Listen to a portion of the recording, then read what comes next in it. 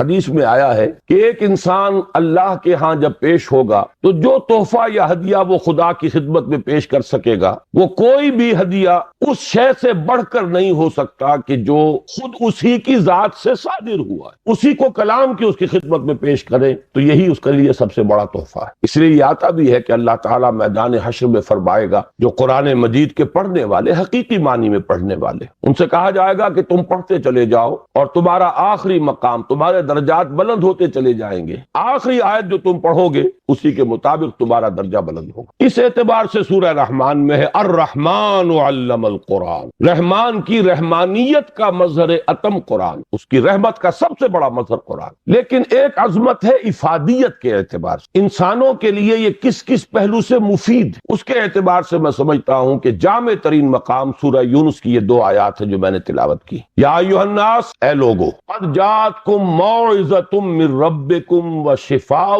لما فی الصدور وہدی ورحمۃ للمؤمنین۔ پہلی آیت میں 4 الفاظ جمع کیے گئے قرآن کے لیے۔ اے لوگو، تمہارے پاس آ گئی ہے وہ شے جو موعظہ بھی ہے، نصیحت، واعظ سے بنا ہے لفظ، موعظۃ و شفاء لما فی الصدور، اور جو کچھ سینوں میں روگ ہیں ان کا مداوا، ان کی شفا، ان کا معالجہ، وہدن، اور ہدایت، رہنمائی، ورحمۃ للمؤمنین، اور رحمت اہل ایمان کے حق میں۔ اس کے بعد فرمایا، میں ان 4 الفاظ کی شرح بعد میں کروں گا، لیکن دوسری آیت کا مفہوم بھی سامنے آ جائے تو اس پہلی آیت کی عظمت جو ہے وہ نکھر کر سامنے آئے گی۔ قل بفضل اللہ وبرحمتہ، اے نبی ان سے کہہ دیجئے یہ اللہ تعالیٰ کے فضل اور اس کی رحمت کا مظہر ہے کہ اس نے یہ کلام نازل فرمایا۔ فَبِذَلِكَ فَلْيَفْرَحُوا، تو چاہیے کہ اس پر خوشیاں منائیں، جشن منائیں کہ اللہ کا یہ فضل اور اللہ کی یہ رحمت ہمارے شامل حال ہوئی، ہمیں عطا۔ هُوَ خَيْرٌ مِّمَّا يَجْمَعُونَ، یہ ان تمام چیزوں سے زیادہ قیمتی اور بہتر ہے جو یہ جمع کرتے ہیں، دولت، مال و اسباب،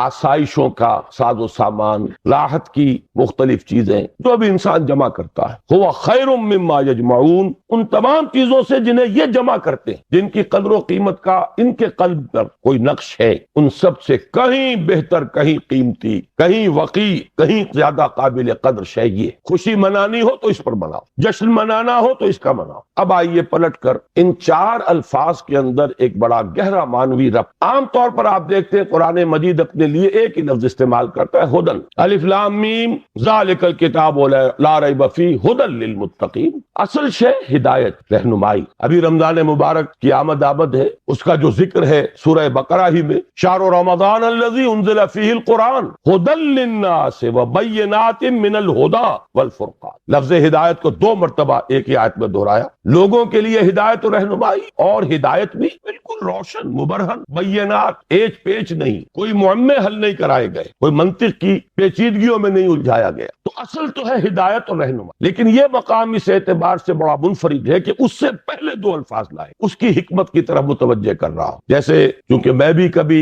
طبیب تھا، ڈاکٹر تھا، اس حوالے سے یہاں کئی میرے اعتبار سے ہم پیشہ حضرات یہاں موجود ہیں، انہیں معلوم ہے کہ اعلیٰ سے اعلیٰ دوا ہو، جذب ہو جسم میں، تبھی تو مفید ہوگی۔ بڑی سے بڑی بات، اعلیٰ سے اعلیٰ کلام، عمدہ سے عمدہ ہدایت، بہترین سے بہترین حکمت، اگر دل سخت ہو گیا تو مرد ناداں پر کلام نرم و نازک بے اثر۔ پھول کی پتی سے کٹ سکتا ہے ہیرے کا جگر، مرد ناداں پر کلام نرم و نازک بے اثر۔ یہ دل کی سختی جسے قرآن کہیں کہتا ہے رین، کلا بل ران علی قلوبہم، ان کے دلوں پر زنگ لگ۔ حدیث میں بھی آیا ہے ان ھذہ القلوب لتصدع، ان دلوں کے اوپر زنگ آ جاتا ہے، کما یصدع الحدید اذا اصابہ الماء، جیسے کہ لوہا جو ہے زنگ آلود ہو جاتا ہے جب پانی اس پر پڑے۔ کہیں کہا گیا کہ دل پر سختی آ جاتی، اور انسانی دل پر جب سختی آ جائے، قرآن مجید میں سورہ بقرہ ہی میں وہ تمثیل ہے رونگٹے کھڑی کر دینے والی، کہ جب انسان کے دل میں سختی پیدا ہو جائے تو کوئی شے دنیا کی اتنی سخت نہیں ہوتی جتنا کہ انسان کا دل سخت ہو جاتا۔ ثم قست قلوبکم فہی کالحجارۃ او اشد قسوۃ فإن من الحجارۃ لما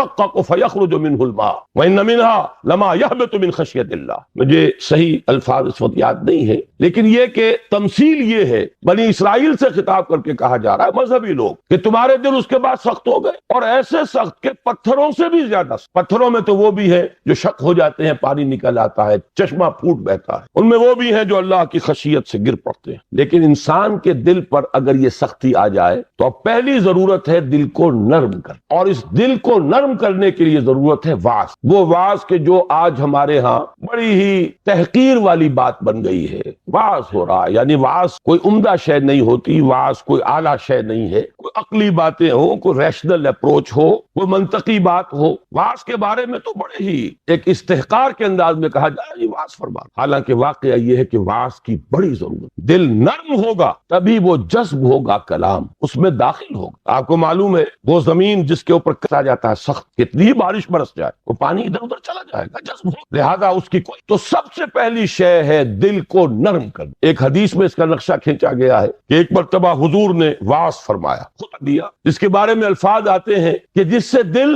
لرز اٹھے اور آنکھوں سے آنسوؤں کے چشمے جاری ہو. صحابہ نے عرض کیا کہ حضور معلوم ہوتا ہے کہ یہ تو کوئی آپ جیسے کہ یہ کلام آپ کا جیسے کسی کو وداع کیا جا رہا ہو، رخصت کیا جا رہا ہو، کوئی ایسی بات ہے تو مزید وصیت فرمائیے، مزید نصیحت فرمائیے. تو واعظ کی اپنی جگہ بڑی اہمیت ہے. واعظ قابل حقارت شے نہیں ہے. انسان میں عقل ہی نہیں ہے، جذبات بھی. جذبات کو خود ایک غذا کی ضرورت، بلکہ انسانوں کی عظیم اکثریت جذبات ہی کی راہ سے اپروچ کی جا سکتی ہے. وہ ایک بڑی ہی مائنیوٹ مائنورٹی ہوتی ہے جنہیں آپ انٹلیکچوئلز کہیں، انہیں تو واقعتاً ان کی مجبوری بھی ہے کہ ان پر واعظ اثر انداز نہیں ہوتی. ان کے لیے ضرورت ہے برہان کی، دلیل کی، استدلال کی، منطق کی. لیکن عظیم اکثریت انسانوں کی اس کے اندر جذبات اور اس جذبے کو اپیل کرنے والی شے. اب مجھے یاد آ گئی بات، حضرت عمر رضی اللہ تعالیٰ عنہ، ان کو موم کرنے والی شے کیا تھی؟ کتنے سخت انسان. آخری فیصلہ یہ ہے کہ دیکھا جائے گا جو کچھ ہو رہا ہے، یہ دارالندوہ میں بیٹھے ہوئے لوگ طے نہیں کر پائیں گے، یہ سوچتے ہی رہ جائیں گے، اور محمد کا جادو چلتا جا رہا ہے. یہ در حقیقت چونکہ ایک ٹرائبل معاشرہ تھا، اس کا بیک گراؤنڈ سمجھ لیجئے. چونکہ حضور صلی اللہ علیہ وسلم کا ساتھ دے رہے تھے آپ کے چچا Abu Talib, and he was the head of the clan. Tribe تو تھا قریش، یہ قبیلہ تھا، اس میں کلینز تھے، جیسے وٹوؤں میں مانے کے، لالے کے، شامت کے. اب یہ چھوٹے چھوٹے گھرانے تقسیم ہوتے چلے جاتے ہیں، اور ہر اس خاندان کا ایک سربراہ ہے. اگر اس کے کسی فرد کے خلاف اقدام کیا جائے تو پورے خاندان کو گویا کہ چیلنج کیا گیا، اور ابو طالب حضور کا ساتھ چھوڑنے کو تیار نہیں. لہذا قریش کے راستے میں سب سے بڑی رکاوٹ یہ تھی کہ ہم اگر محمد کے خلاف صلی اللہ علیہ وسلم کو اقدام کریں تو ان فائٹنگ شروع ہو جائے گی قریش. اور اتنی عقل انہیں بھی تھی کہ ایک house divided amongst itself can not stand. پورے عرب میں جو ان کا مقام تھا، جو دبدبا تھا، جو انہیں حیثیت حاصل تھی، اگر آپس میں لڑ پڑیں گے تو ختم. یہ چیز تھی جو مصلحت کے تحت روک رہی تھی قریش کو حضور کے خلاف کوئی فیصلہ کن قدم وہ اٹھا نہیں پا رہے. لیکن حضرت عمر نے فیصلہ کر لیا کہ کموٹ میں اب جو ہوگا دیکھا جائے گا. میں اب ایک دفعہ تو یہ جھگڑا چکا کے آؤں. تلوار لے کے نکلے. راستے میں ایک صاحب مل گئے کہ جو ایمان لا چکے. انہوں نے تیور دیکھے، عمر ابن الخطاب جس بات کا فیصلہ کر لے کر گزرنے والا، بڑی حکمت سے ڈائیورٹ کیا. کہاں چلے؟ میں اب قصہ چکانے جا رہا ہوں، یہ روز کی کل جو ہے اب ختم ہونی چاہیے. انہوں نے جو تیور دیکھے، فرمایا کہ تمہاری تو اپنی بہن ایمان لے آئی، تمہارے بہنوئی ایمان لے آئے. اب وہ جو جلال اور غضب کا میں اور آپ اندازہ نہیں کر سکتے جس کے ساتھ وہ گئے ہیں اپنی بہن کے گھر، اور جس طرح مارا پیٹا ہے بہنوئی کو بھی حضرت سعید ابن زید رضی اللہ تعالی عنہ، اور فاطمہ بنت خطاب حضرت عمر کی ہمشیرہ. ایک جملہ نکلا ہے بہن کی زبان سے، لہو لہان ہو گئی ہے بہن اور بہنوئی بھی. عمر چاہے تم ہمیں ہلاک کر دو لیکن اب اس دین کو ہم چھوڑنے والے نہیں. ایک جملہ ہے، موم کی طرح پگھل کر رہ گیا عمر. اس میں کوئی انٹلیکچوئل اپیل تو نہیں تھی، کوئی دلیل تو نہیں تھی، کوئی منطقی اپروچ نہیں تھی، کچھ بھی نہیں. معلوم ہوا کہ انسان کے اندر، عمر جیسے شخص کے اندر بھی جذبات ہیں. تو معلوم یہ ہوا کہ انسانوں کی ایک عظیم اکثریت ہے جس کو جب تک کہ یہ اوپر کا کرسٹ نہ اترے گا، لاکھ موتی بکھیرتے رہیے. مرد ناداں پر کلام نرم و نازک بے اثر. تو سب سے پہلی یہ ضرورت ہے دل کے اس کرسٹ کو نرم کرنے کی، تاکہ جذب تو ہو، دوا اندر اترے تو صحیح. چوں بجان در رفت جان دیگر شود. جب جان کے اندر اتر جائے گی یہ پیش ہے تب تو انقلاب آ جائے گا، اترے تو صحیح، اس کے لیے اس کرسٹ کو توڑنا ضروری ہے۔ لہذا پہلی شان قرآن حکیم کی اس آیت میں آئی موعظت۔ یہ دوسری بات ہے کہ ہم نے واعظ کے اعتبار سے بھی وہ ناقدری کی ہے قرآن کی کہ اس کو واعظ کے میدان سے بھی نکال دیا گیا تھا، اور آج کی بات نہیں، آج تو خیر واعظ ہی کو گالی بنا دیا گیا، لیکن بہت عرصے پہلے واعظ بھی ہوتے تھے تو وہ مثنوی مولانا روم سے ہوتی تھی۔ علامہ اقبال نے جو مرثیہ کہا ہے، واعظ دستاں زنو افسانہ بند، مانیے او پست و حرف او بلند، از ضعیف و شاذ و مرسل کارے ہو، از خطیب و دیلمی گفتارے ہو۔ واعظ ہوتے تھے بڑی ہی کمزور حدیثوں کے بل پر، بڑی ہی بے سرو پا روایات اور حکایات کے بل یا اشعار کے بل پر، قرآن کے بل۔ حالانکہ سب سے بڑا موعظہ، واعظ، نصیحت، تو پہلا لفظ یہ ہے۔ اب آگے چلیے، شفاء لما فی الصدور، اندر جذب ہوگا تو اب اندر کی جو بیماریاں ہیں، جو روگ ہیں، ان کا ازالہ ہوگا۔ یہ کون سے بیماریاں ہیں؟ کہنے کو تو ایک کے اندر ہاتھی کے پاؤں میں سب کے پاؤں، حب دنیا، یہ سب سے بڑا روگ، اس کا سب سے بڑا مظہر حب مال، الہاکم التکاثر حتی زرتم المقابر۔ ایک اور مظہر حب جاہ، اقتدار کی حب، میرا ڈنکا بج رہا ہو، شہرت کی طلب۔ یہ ہے وہ تمام روگ، ان روگوں کا علاج قرآن ہے۔ شفاء لما فی الصدور، اچھی طرح سمجھ لیجئے، یہ روگ نہ نکلیں گے تو قرآن کو بھی انسان کاروبار بنائے گا۔ علم را برتن زنی مارے بود، وہی علم ہے کہ جو انسان کو سانپ کی طرح ڈسے گا، یارے بود نہیں ہوگا وہ جب تک کہ اندر سے یہ روگ نہ نکلے ہوئے۔ اس کو بھی حصول دولت کا ذریعہ بنائے گا، اس کو بھی شہرت کے حصول کا ذریعہ بنائے گا، اسے بھی اقتدار سچ نہیں، قرب اقتدار کا ذریعہ بنائے۔ قریب تو پہنچے، بنا ہے شاہ کا مصاحب، پھرے ہے اتراتا، کہیں تو موقع ملے۔ علم اور اعلیٰ ترین علم، فتویٰ فروشی بھی ہوگی، دین فروشی ہوگی، جب تک کہ یہ اندر کے روگ نہ نکلے۔ لہذا دوسرا مرحلہ، اس اصل کام سے پہلے ہدن، ہدایت تو تب ہوگی جبکہ پہلے یہ جذب ہو کر اندر کے گند نکالے، ان کا ازالہ کرے۔ حب دنیا کی جڑ کاٹے، حب مال کی جڑ کاٹے، حب جاہ کی جڑ کاٹے، شہرت کی طلب کی جڑ کاٹے۔ اگر یہ جڑیں رہ گئیں تو یہ علم، جیسا کہ میں نے عرض کیا، مفید نہیں، الٹا مضر ہوگا، یہ اسی دنیا کے کمانے کا ذریعہ۔ اس کے بعد اگر یہ ازالہ ہو گیا، یہ تنقیہ ہو گیا، اب ہے ہدی و رحمت للمؤمنین، اب یہ ہدایت ہے، اور ہدایت یہ ہے ایک ٹوٹل ہیومن پرسنالٹی کے لیے ہدایت، اس کے فکر کے لیے بھی ہدایت ہے، اس کے لیے ایک نظام زندگی کے اعتبار سے بھی ہدایت ہے، اس کے لیے انفرادی لائے عمل کے اعتبار سے بھی ہدایت، مکمل انسان کی ہدایت ہر سطح پر، ہر لیول۔ اب یہ ہدایت مفید ہوگی، یہی وجہ میں نے عرض کیا تھا کہ باقی سب جگہ آپ کو ہدایت کا لفظ ملتا ہے، لیکن یہاں یا ایھا الناس قد جاءتکم موعظۃ من ربکم وشفاء لما فی الصدور وہدی ورحمۃ للمؤمنین۔ اب یہ ہدایت مفید ہوگی، اور یہ ہدایت اب رحمت کا ذریعہ بنے گی، دنیا میں ہدایت، آخرت میں رحمت۔ یہ چار الفاظ ہیں جو یہاں جمع کیے گئے، اور اس کے بعد فرمایا قل بفضل اللہ وبرحمتہ، اے نبی ان سے کہہ دیجئے یہ اللہ کے فضل، اس کے کرم، اس کی جود و سخا، اس کی رحمت، صرف رحمت نہیں، اس کی رحمانیت کا مظہر اتم، فبذالک فلیفرحوا۔ فرح کا لفظ عام طور پر اچھے سینس میں نہیں آیا ہے۔ فرح ایسی کیفیت کو کہتے ہیں جب کہ انسان کسی شے پر خوشی سے پھولا نہ سما رہا۔ یہ فے سے شروع ہونے والے اکثر الفاظ جو ہیں وہ پھٹنے اور پھاڑنے کے مفہوم میں آتے ہیں۔ فرق، فلق، یہ تمام الفاظ جو ہیں، فرح، آدمی خوشی سے پڑھ رہا، جامے سے باہر ہو رہا، پھولے نہیں سما رہا، اس لیے یہ اچھے سینس میں نہیں تھا۔ لیکن یہاں فرمایا اگر خوشیاں منانی ہی ہے، اترانا ہی ہے، بنا ہے شاہ کا مصاحب، پھرے ہے اتراتا،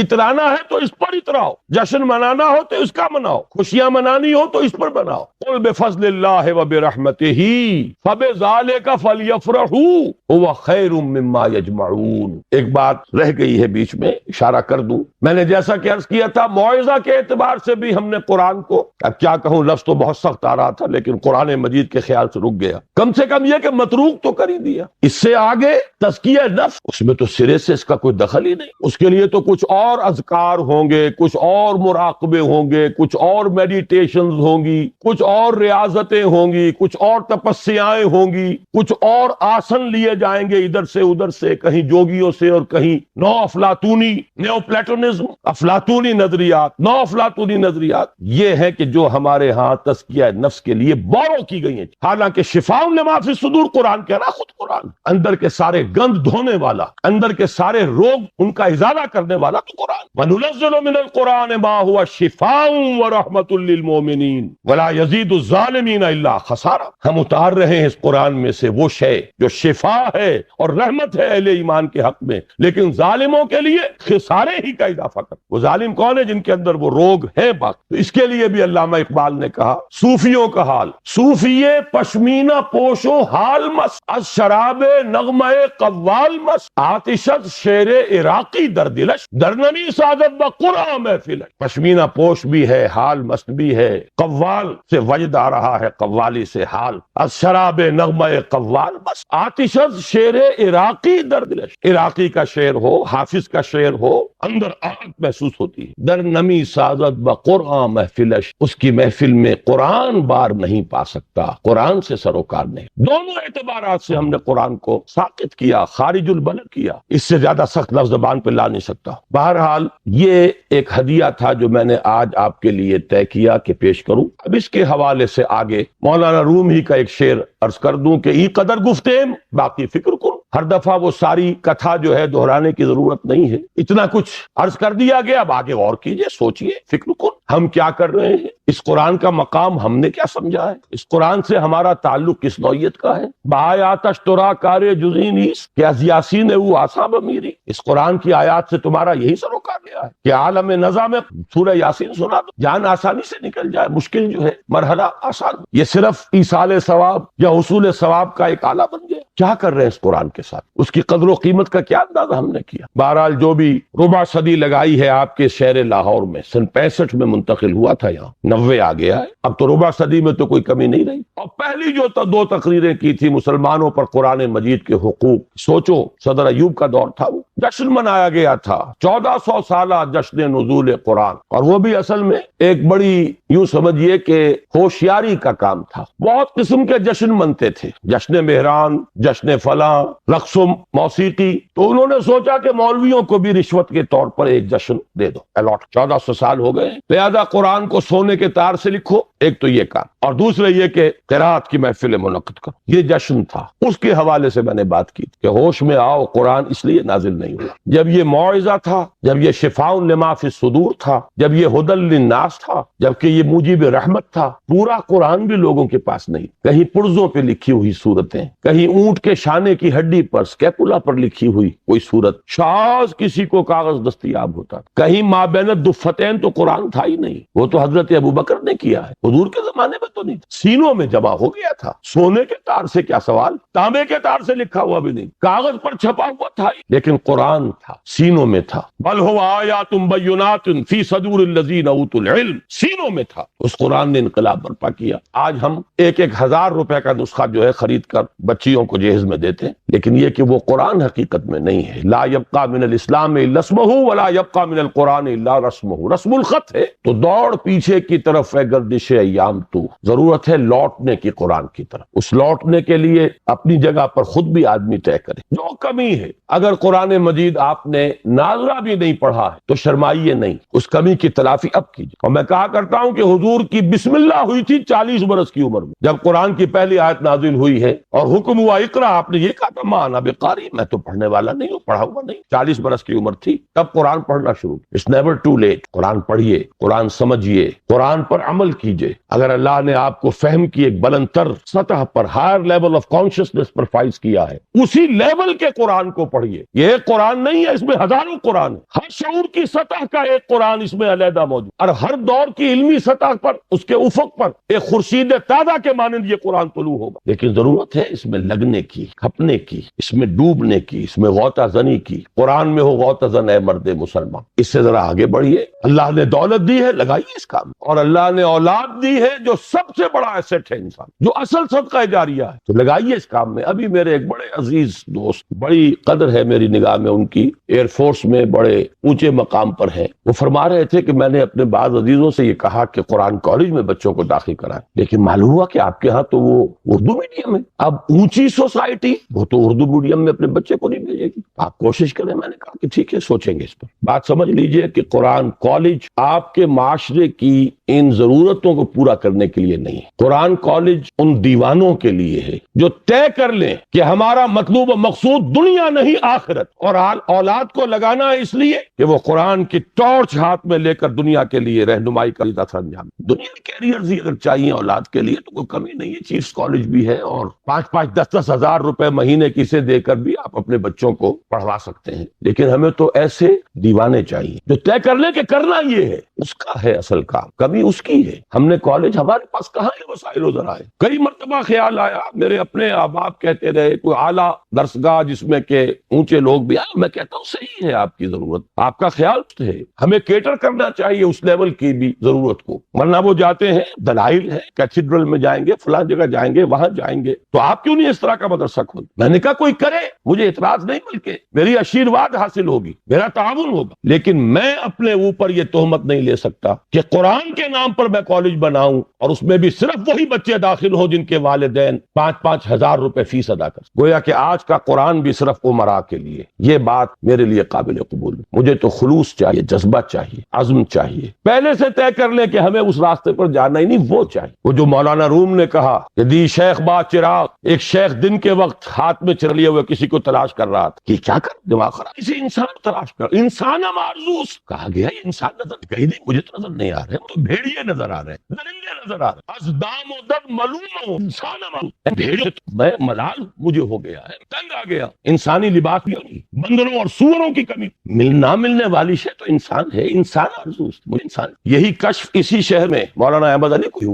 رحمہ اللہ، وہ اپنا جوانی کا واقعہ بتاتے ہیں کہ جب وہ آئے تھے، ابھی نظر بند کیے گئے لاہور میں شیرا والے کے علاقے میں، تو جوانی کا دور تھا، کہیں نکلے، ساتھ ہی کشمیری بازار گلی ہوتے نکل آئے، بھرا بازار، کے چپکے سے کہتا ہے انسان سے بتائیں، ان کو نو کا دور استہزائیہ انداز میں کہا، آپ کو انسان نظر نہیں آتے بھرے بازار میں؟ نہیں، مجھے تو نظر نہیں آتا۔ اور مولانا احمد علی فرمایا کرتے تھے کہ اب جو میں نے خود دیکھا تو مجھے محسوس ہوا کہ وہاں بندر بیٹھا، وہاں انگور بیٹھا، وہاں کوئی بھیڑیا ہے، جو حقیقت تھی اندرونی وہ منکشف ہوئی، یہ لیکن تھوڑی دیر کی بات تھی، اس کے بعد اچانک پھر وہی کچھ تھا، اور وہ بزرگ غائب تھے، وہ تو آنکھ کھولنے کے لیے آئے تھے۔ تو ہمارے تو اصل میں طلب ہے ان کی، یہ نہیں کریں گے تو ایک بات مجھ سے سن لیجئے، آپ کے یہ بنگلے اور آپ کے یہ کارخانے بھی نہیں رہیں گے، اس ملک کے لیے کوئی جڑ بنیاد نہیں ہے سوائے دین۔ وہ حشر جو ڈھاکہ میں ہوا ہے ہر جگہ ہو سکتا، اور میں سالوں پہلے سے کہہ رہا ہوں کراچی میں کہ جب یہاں سزا آئے گی تو سب سے بڑھ کر ہے کراچی والوں تم پر گرفت، اس لیے کہ تم میں وہ لوگ ہیں، یو پی کے ان شریف گھرانوں کے لوگ جن کے ہاں پردہ اس نوعیت کا ہوتا تھا جو حفیظ نے کبھی کہا تھا کہ چشم فلک نے آج تک دیکھی نہ تھی ان کی جھلک، جن کے اپنے پورے پورے برقعے، پھر ٹانگے، پھر سواری کے لیے ایک چادر ادھر ایک چادر ادھر، پھر ٹانگے میں پیچھے بیٹھ گئے تو پھر چادر بندھی ہوئی ہے، اور جب یہاں آئے ہیں تو جس کے پاس 2 پیسے ہو گئے پہلا کام یہ کیا کہ برقع اتار کے پھینک۔ یہ ترقی کی گویا کہ پہلی سیڑھی، آزادی گویا کہ اسی کے لیے حاصل کی گئی۔ کیا حال ہے اس جو کچھ وہاں ہوا، جو کچھ ڈھاکے میں ہوا، جو وہاں دھان منڈی میں ہوا، وہ کراچی میں، ناظم آباد میں کیا ہو نہیں رہا؟ کیا یہاں نہیں ہو سکتا؟ اس ملک کے لیے اگر اس کی خیر درکار ہے، آج صبح 2 گھنٹے کی تقریر کر چکا ہوں، کتاب لکھ چکا ہوں استحکام پاکستان، لیکن یہ کہ کون پڑھے گا؟ اس کی کیا یوٹیلیٹی ہے؟ سارا ویو یوٹیلیٹیرین ہے، افادیت کیا ہے؟ کوئی پروفیشنل افادیت ہے؟ کوئی مالی افادیت کا پہلو ہے؟ کچھ بھی نہیں۔ کوئی تفریح تباہ ہے؟ وہ بھی نہیں۔ لیکن یہ کہ بہرحال غور کیجئے، سوچئے، جو تعاون جس نے جب جتنا کیا اتنا ہی مشکور ہوں، ممنون ہوں۔ میں نے الحمدللہ اپنے آپ کو لگا دیا، اور آج دن میں بھی کہا تھا، نہ صرف اپنے آپ کو لگا دیا، اپنی اولاد کو کھپا دیا، اللہ قبول فرمائے۔ لیکن آپ سے مطالبہ یہ ہے، اس کے لیے اگر زکوٰۃ نہیں نکالیں گے اپنی اولادوں میں سے، شاید کہ اب بھی اللہ تعالیٰ اگر اس طرف کوئی پیش قدمی ہو جائے تو شاید کہ اللہ تعالیٰ ہماری توبہ قبول فرما لے، ورنہ حالات جہاں بیٹھیں گے 4 آدمی، معاشرے کا مرثیہ جتنا چاہے مرثیہ پڑھوا لے، سارا مرثیہ پڑھ کر وہی کچھ ہے، اگلی صبح طلوع ہوگی وہی 3 ہوگا، وہی مشاغل ہوں گے، سرے منہ کوئی فرق۔ ہم اس طبقے میں سے ہیں، میں نے کبھی آج یاد آ رہا تھا مجھے 20 سال پہلے اسی ہوٹل میں، پورے 20 سال، 1970 کا نومبر تھا غالباً، میڈیکل ایسوسی ایشن کے تحت میں نے اس ہوٹل میں تقریر کی تھی، 4 دائرے بتائے تھے معاشرے کے۔ آج میں جمعے کی تقریر میں پھر اسے دہرا کر آیا، اس لیے مجھے یاد آیا کہ آج شام پھر مجھے اسی ہوٹل میں پہنچنا ہے۔ 4 کنسنٹرک سرکلز، چھوٹا سا دائرہ جس میں 2% آدمی، بڑا دائرہ جس مزید 3%، 5% آدمی، اور ذرا دائرہ اس میں کچھ 8% آدمی ہمارے معاشرے کے، اور وہ آگے بڑا دائرہ جس میں 85% آدمی۔ اس 85% کا تو حال یہ ہے کہ دین سے کوئی تعلق سرے سے نہیں ہے، جس کو عملی تعلق ہے، اس لیے کہ اس کا فٹ رول اللہ اور اس کا رسول جو دیں گے اسی سے ناپا جائے گا، اس کا یارڈ سے ہوگا۔ کتنی فیصد آبادی آپ کی 5 وقتہ نماز کی پابند؟ الفرق بین الاسلام والکفر الصلاۃ، جائزہ لے لیں۔ دوسرے دائرے میں یہ شاید ایک اعتبار سے بدترین دائرہ، یہ ان لوگوں پر مشتمل ہے جن کا تصور مذہب لمیٹڈ بھی ہے، پرورٹڈ بھی ہے، محدود مس شدہ۔ ان کا تصور مذہب صرف نماز روزہ، اب اضافہ ہو گیا عمرے اور حج پے بپے، لیکن ہر ہم کاروبار، سود پرویا ہوا کاروبار، جھوٹ، دھوکہ، سٹا، جوا، بلیک مارکیٹنگ، سمگلنگ۔ ہمارے ہاں کا بالعموم کاروباری طبقہ جو مذہبی مزاج کا ہے، اللہ ماشاء اللہ بہت کم ہے جو بچے۔ تیسرے دائرے میں ہیں وہ لوگ جن سے میں اس وقت خاص طور پر مخاطب ہوں، ذہناً وسعت حاصل ہے، جانتے ہیں کہ ہمارا دین ہے، مذہب نہیں ہے، جانتے ہیں اسلام اپنا غلبہ چاہتا ہے، چاہتے ہیں کہ وہ آ جائے لوٹ کر وہی عالم، وہی اسلام کے غلبے کا دور، خلافت راشدہ، لیکن خود کچھ کرنے کو تیار، کوئی اور کر دے، ڈرائنگ روموں میں بیٹھ کر برسے لے۔ برا نہ مانے، ہم نے بھی ابھی کھایا یہ، میں نے بھی آپ کے ساتھ ہی کھایا، اس کا کچھ رنج اور غم کا اظہار ہو جائے، خود کچھ نہیں کرے، اپنا دھندا، اپنا کاروبار، اپنا کارخانہ، اپنا پیشہ،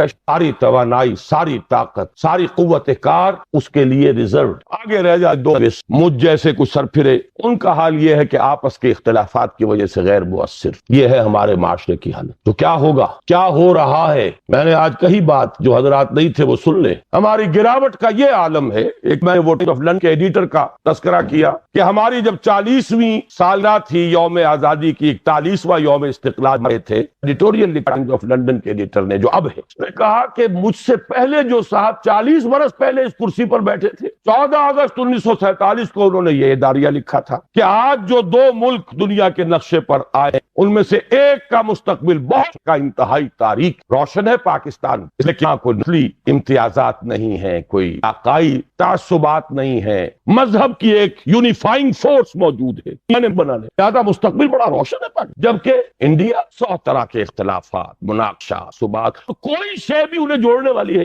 اب موجودہ ایڈیٹر لکھتا ہے کہ میں جب دیکھتا ہوں تو صورت بالکل برعکس، وہ بھی آگے بھی حال ڈاواڈول، جسے وہ کہہ رہے کہ بہت تاریخ مستقبل سپر گے۔ ہمارے یہاں کانفرنس میں شروع کی قرآن کا فیکٹری تھی، میں بھول رہا ہوں نام، جو ہیڈ آف دی ڈپارٹمنٹ تھے یہاں فلسفے میں، جو بعد میں ورد ہوئے ہیں، مظفر بن خواجہ غلام صادق صاحب، وجود مصدقہ پر ایک مقالہ انہوں نے پڑھا کہ اگر کوئی شخص اندازہ کرنا چاہے کہ میرا پرسنالٹی میری ہے یا نہیں، تو پہلے اسے اپنی آنکھ سے خود اپنے آپ کو دیکھنا ہوگا، پھر لوگوں کی آنکھ سے اپنے آپ کو کیا دیکھ رہے ہیں، پھر اللہ کی آنکھ سے اپنے آپ کو دیکھ، اللہ کی نگاہ میں کیا، 3 تب وہ ایک آتھینٹک پرسن ہوگا۔ یہ دنیا جو آپ کو کہہ رہی ہے، Pakistan is still in search of an